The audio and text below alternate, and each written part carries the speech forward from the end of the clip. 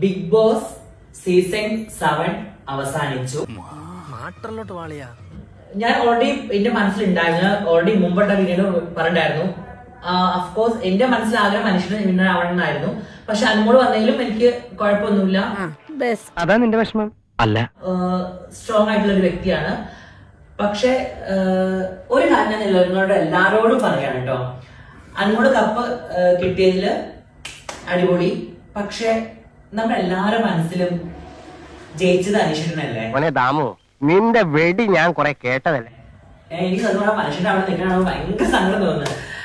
അനീഷേട്ട, ഇത് നിങ്ങൾക്കുള്ള വീഡിയോ ആണ്.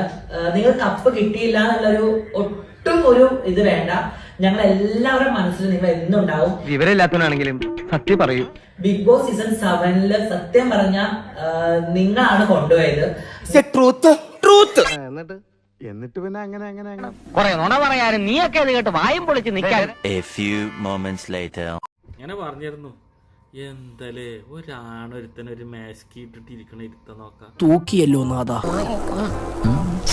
എന്താ ഉറക്കം വരുന്നു.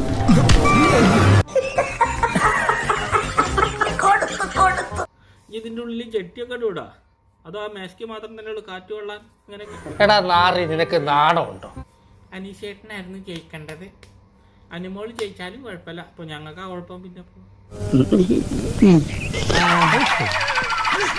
പിന്നെ ഞങ്ങൾക്ക് സന്തോഷമായി, പ്രായമായി.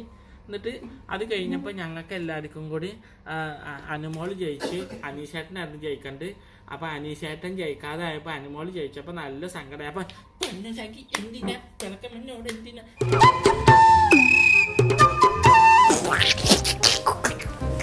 അളിഞ്ഞളിഞ്ഞളിഞ്ഞു വല്ല കാര്യമുണ്ടോ? എന്തിനാണ് ഇങ്ങനെ ഇല്ലാന്ന്